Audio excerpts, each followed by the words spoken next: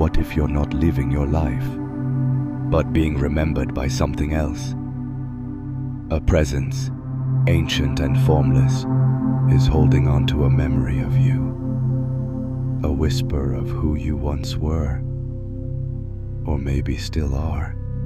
Your name, your story, all just fragments encoded in a dream that isn't yours. You open your eyes each morning thinking you woke up. But what if it's just the next frame in someone else's memory replaying? And the strangest part, the one dreaming you, might not even know they're asleep. Think about it. Have you ever wondered why some moments in your life feel like déjà vu? Not because you've been there before, but because you were written to remember them. What if your memories aren't yours, but implants, scripted scenes in a looping dream engineered by a mind so vast it forgot itself?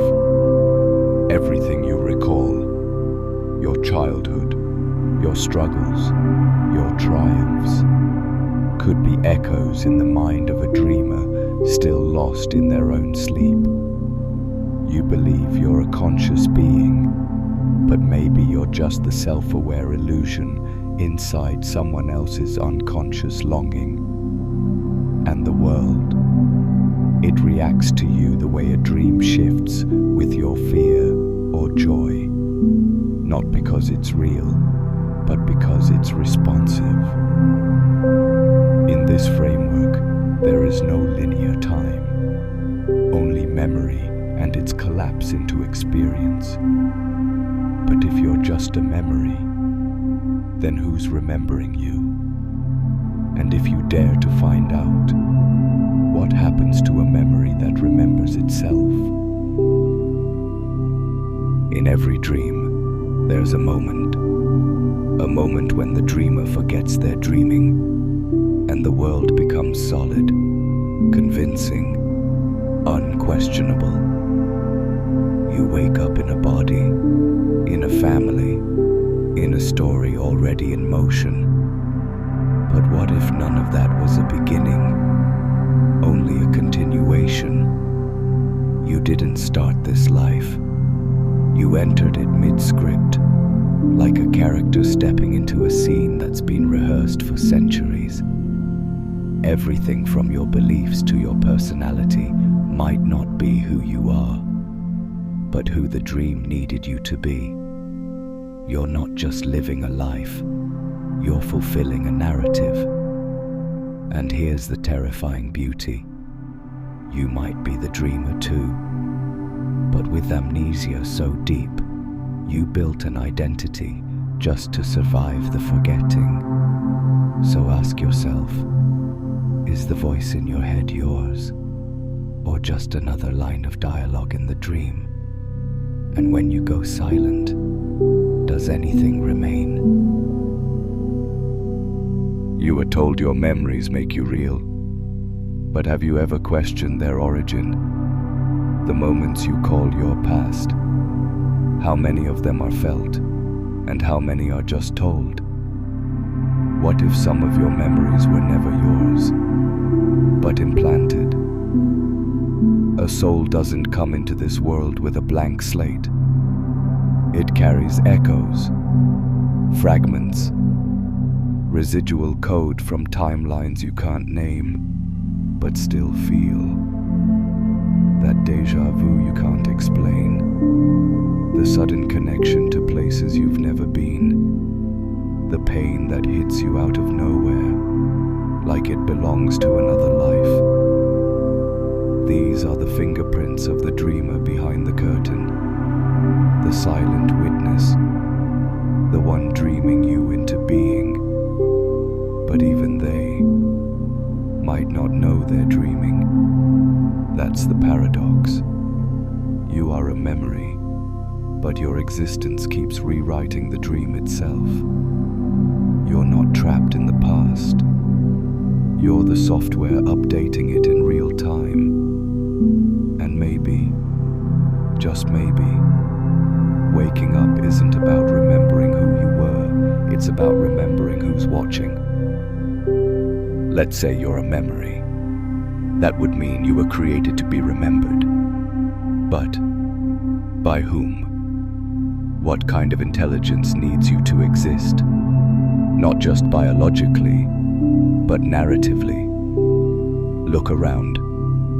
Every system, religion, science, philosophy, is a container for stories.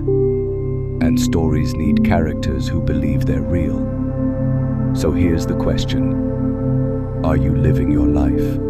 Or playing a role written by a consciousness so vast it dreams galaxies the way you dream names you forgot by morning? You think you chose your pain, your path, your purpose? Or did you inherit it from the framework you were uploaded into? Each belief you hold, each fear you've buried, each rule you've never questioned. What if those are the parameters of your simulation? You are not here by chance. You are a part of a feedback loop, an emotional algorithm running on ancient data. And sometimes, the only way to break the loop is to realize you're not the user. You're the interface. There's a moment, rare and quiet, when the noise drops, and you catch a glimpse, not of yourself, but of the one watching you.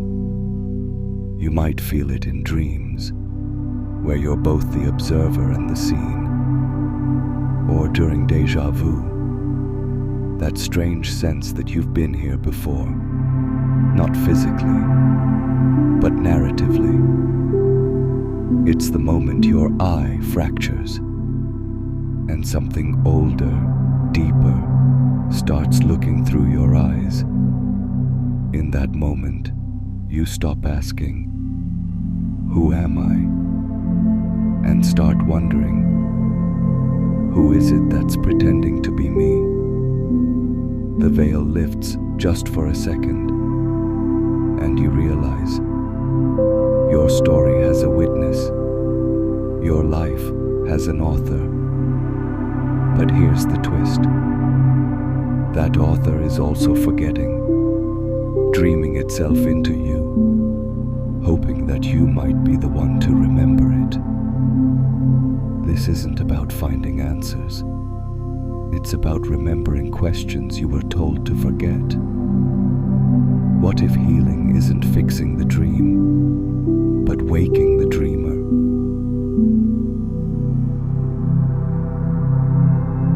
Memory isn't what happened, it's what your mind agreed to remember. It's a filtered echo, compressed, distorted, then replayed until it becomes you.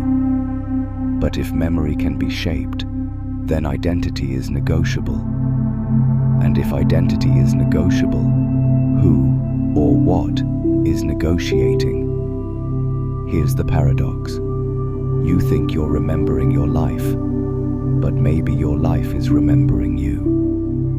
Maybe every face you've seen, every heartbreak, every success, every loss wasn't random. Maybe it's all patterned recall, like ripples in a dream trying to remind the dreamer where it began. So the real question isn't, what do I remember? But who remembers me? What if your existence isn't the dream itself, but the cue to help someone or something wake up? And in that waking, you vanish, not into death, but into truth. Let's say you're not in a dream, you are the dream. A vivid hallucination held together by threads of emotion, rituals of thought and repetition. But if you are the dream, then someone, somewhere, must be dreaming you. Not a god, not some divine architect, but something far stranger.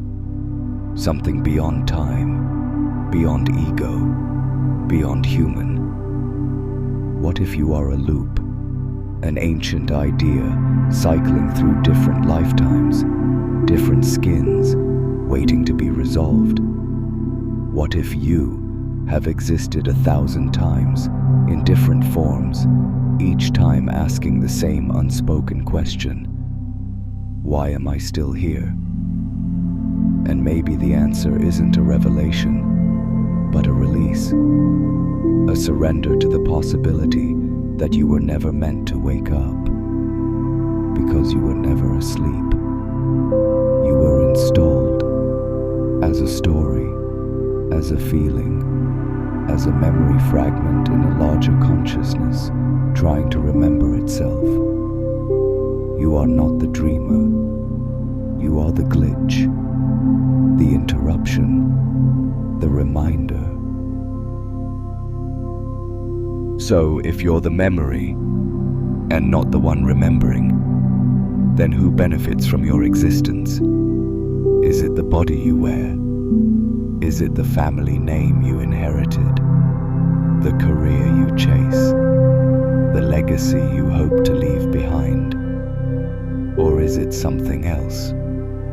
A consciousness farm, where every emotion you feel gets harvested like energetic currency.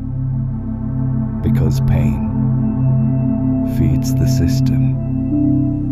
Hope feeds the illusion. Even your longing for awakening becomes another product sold by the dream itself. What if you're not being tested, but monitored? Your reactions, your dreams, your spiritual growth. Not to liberate you, but to keep you convinced that you're progressing. Because belief in progress is the perfect cage. It keeps the loop alive. It keeps the dream running. It keeps the memory stable. And it keeps you searching endlessly for something you were never meant to find. Here's the twist no one tells you.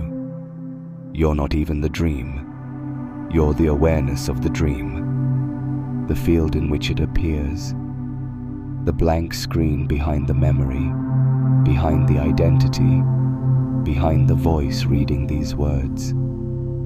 And once you see that, once the illusion turns transparent, you don't awaken, you disappear. The you that struggled, searched, chased meaning, it collapses. And in that collapse, there's peace. Not a victory, not a revelation, just stillness, presence, home. Not because you reached it, but because you always were it. So the question isn't, how do I wake up? It's, what happens to the dreamer when the dream ends? And if you're silent enough, you'll hear the answer echo back. You were never separate. You were never lost. You were always the whole field.